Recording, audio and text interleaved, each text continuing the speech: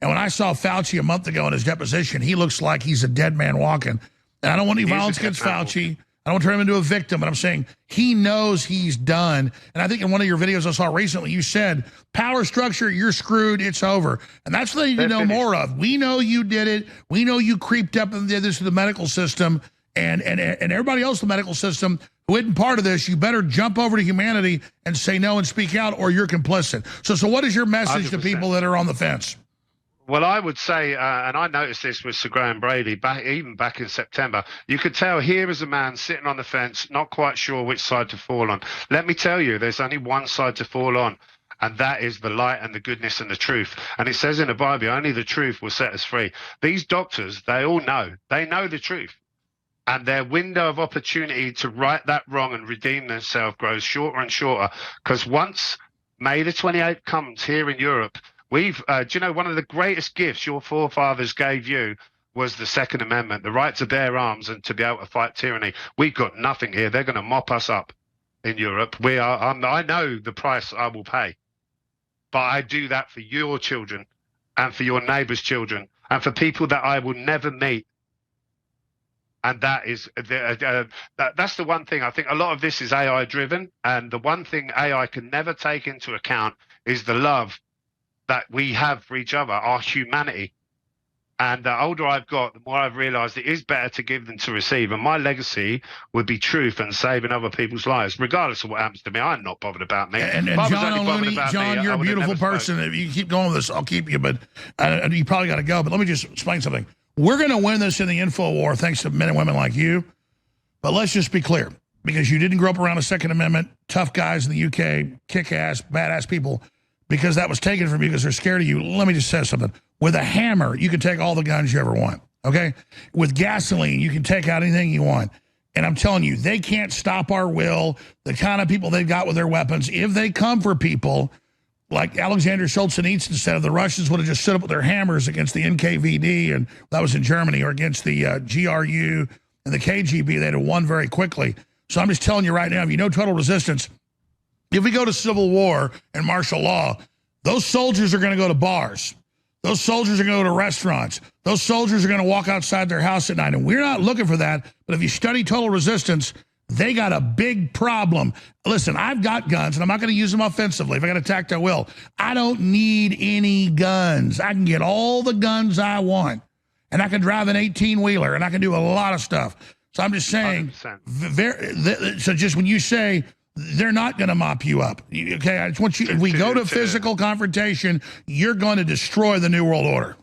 And I think you've hit the nail on the head there. I think this is a war unlike any other. And I don't think it will come to violence.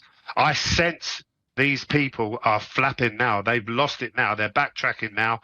It's not going to come to that. It's going to be the only way forward, I think, is consciousness and us withdrawing our consent from them. We're not going to have to fight them. They're going to collapse.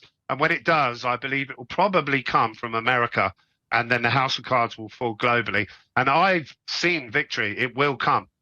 I promise you, it will come. And it will be due to people like you relaying stories that I've been able to tell. I feel really privileged to speak to you, sir.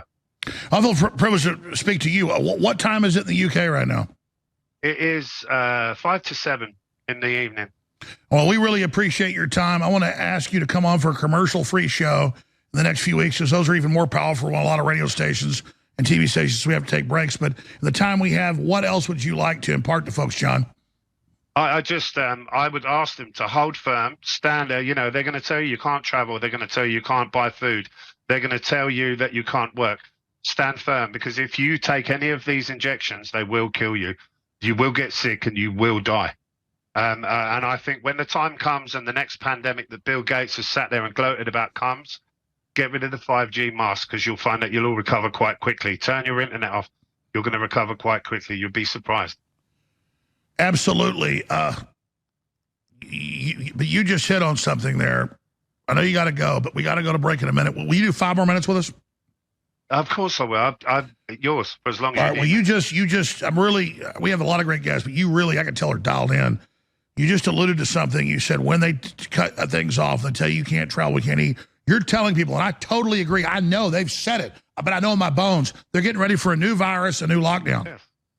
Yeah, Bill Gates has already said it, and he could barely contain his excitement when he sat there, didn't he, with Melinda, and they could barely contain their excitement.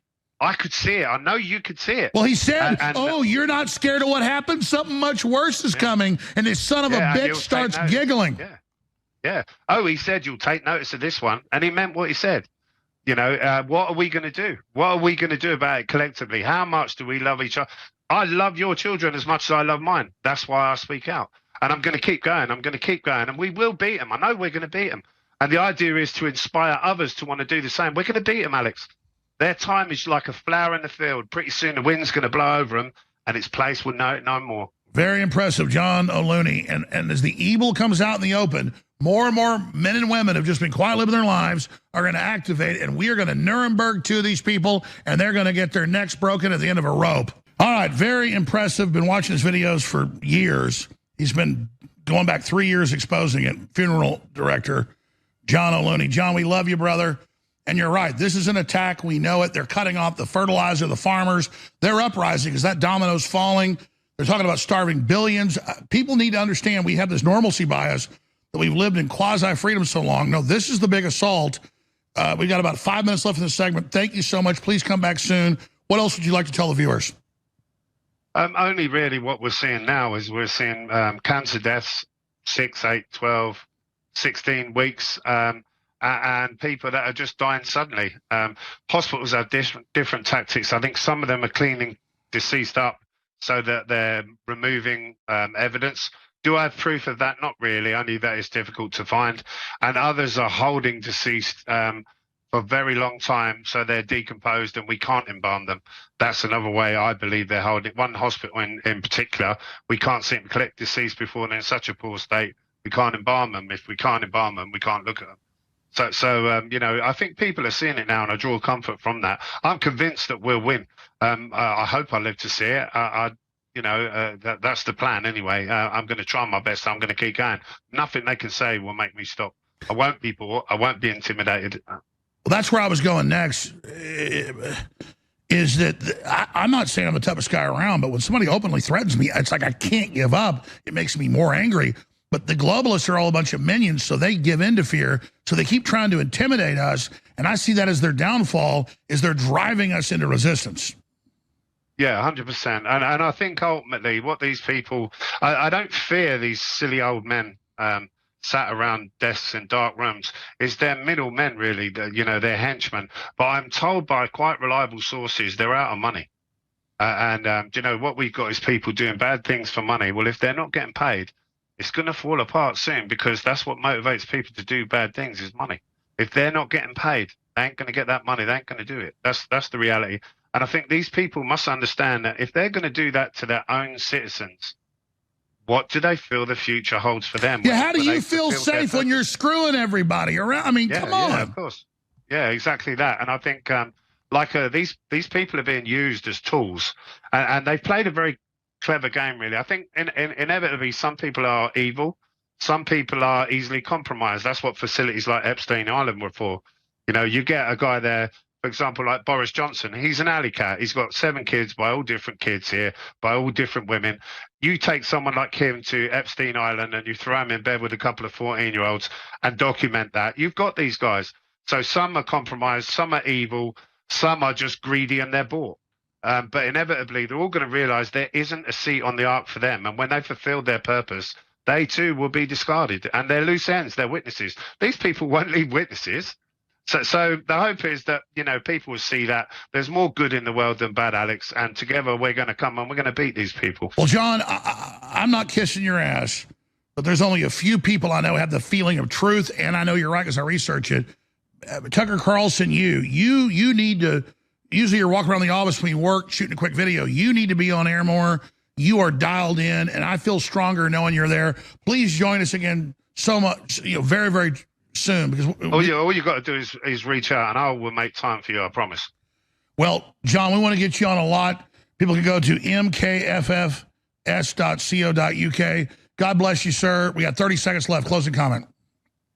I'd just like to thank everyone for listening. I would say to everyone, resist the urge to take any more vaccines. You know, they're coming out with one for weight loss, for cancer. The irony is they give you cancer with one shot and then offer you a cancer cure with the next. Don't listen to any of it. Don't stay away from big pharma. Go to homeopathy, and remember, you are what you eat. So put good stuff in your body, good supplements, clean supplements, and you know, God bless us all as this darkness descends. Let me guess. I bet you're getting 90 to 10 support, or 99 to 1 support. I mean, by the people. I can count the amount of people who've rung up and ranted at me on one hand in the last 3 years. People know it's overwhelming support, and it's very humbling. I don't feel like I've done anything special. I feel that I've just done what we should all be doing, and that's caring about each other. John, great job. We love you, brother. We love you. Thank you, sir.